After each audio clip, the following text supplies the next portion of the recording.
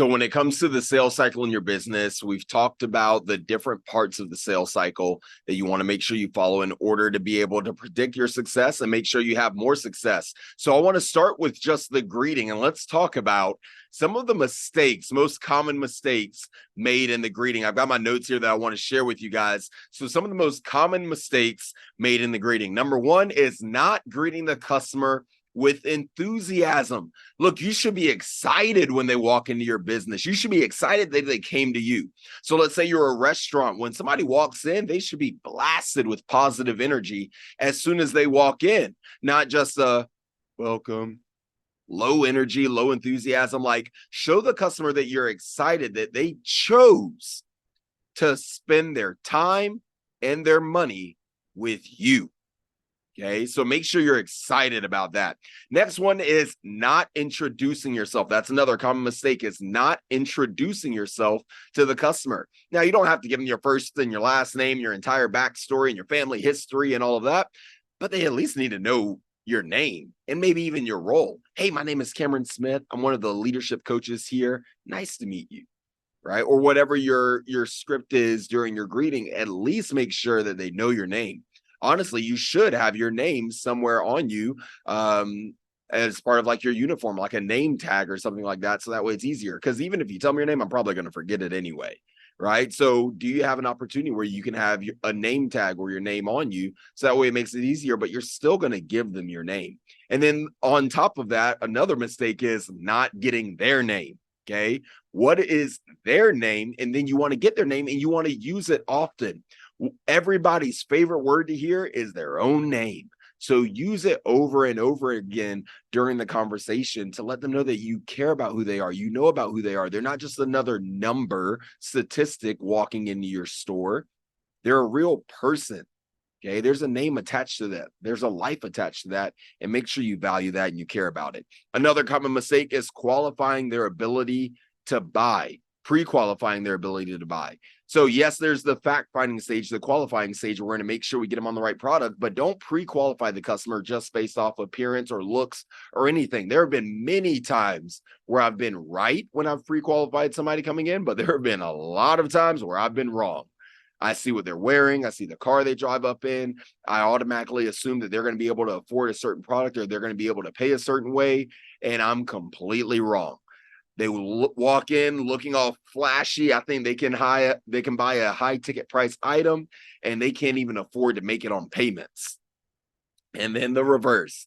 They come in, they've got their budget car, no name brand clothing, anything like that. They just look like your average Joe off the street, and they're the ones who can actually afford those higher ticket price items and can pay in full for them as well. So don't pre-qualify anybody. You treat every buyer like a buyer. You treat everybody the same. You treat them like millionaires, they'll act like millionaires. You treat them like they can buy, and they will buy. So don't pre-qualify right off the bat. Taking RDRs personally. What is an RDR? It's a reactionary defense response. You take those personally. So again, using the store example, one of my favorite stores to go to is Express. If I walk into Express, just naturally, if they ask me, hey, is there anything I'm looking for, anything you can help with? I'm going to say, oh, I'm just looking.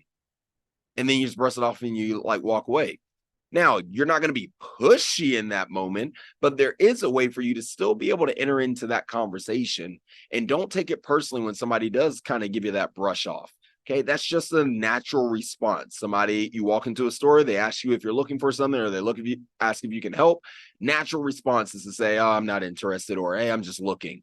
Or you're walking into a store and there's a vendor out front. You automatically assume they're probably selling something, or maybe it's the Girl Scouts or whatever it is. Actually, when it's the Girl Scouts and they got those Thin Mint cookies, I can't resist. I got to go buy some cookies.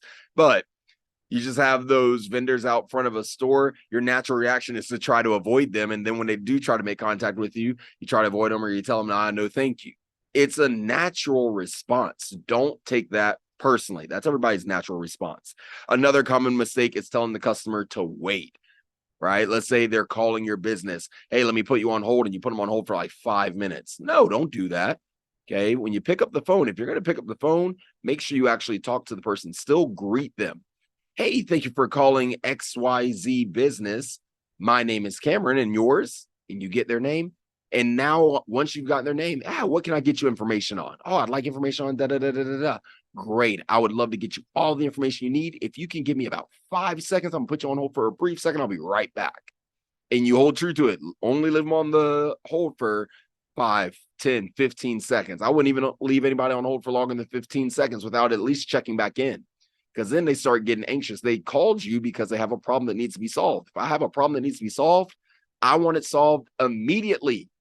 Okay, so don't put me on hold. Don't make me wait, and especially don't make me wait right off the bat, because then I'm gonna be pissed off. So make sure that you're intentional about making that customer feel valued. You don't do that by putting them on hold right off the bat in the greeting. Another way is arguing with the customer in any way, shape, or form. Obviously, that should be a big no-no. You don't want that to happen. Another common mistake is not dressing professionally and not maintaining good hygiene. Okay. Are you professional when they walk in? As soon as the customer walks in your business or you make contact with a client or a potential customer, do you look the part? Are you clean cut? Are you professional? Hygiene good, hair cut, breath smells good, nails clipped, dressed professionally. That is very key and important no matter what business, no matter what industry you're in. Maintain a professional and clean and good attitude and image and appearance at all times. Another common mistake is smoking or getting in huddles or using slang of the industry with the customer. The huddles is a big one there, right? If I walk into a store, again, as an example, if I walk into the store and all the salespeople are all huddled together in their own little group, I've seen this happen more often than not. You walk into a store and you've got teenagers working in the store and all of them are just huddled up talking to each other when the customers walk in. No, that's already not a good experience. I feel like I'm intruding now, right? And that's not good. I want to be serviced. I don't feel like I really matter if your group and your huddle with your teammates where you're gossiping and talking about nothing that really matters. I don't feel like that's actually a great way to treat your customer. So make sure that you guys are intentional about that. You should be open, welcoming, spread out, ready to greet the customer, ready to service the customer at all times as soon as they walk into your door. Asking for a commitment prematurely, asking for their commitment to buy before you even found out why they're there or what's important to them. So you don't want to ask that right off the bat.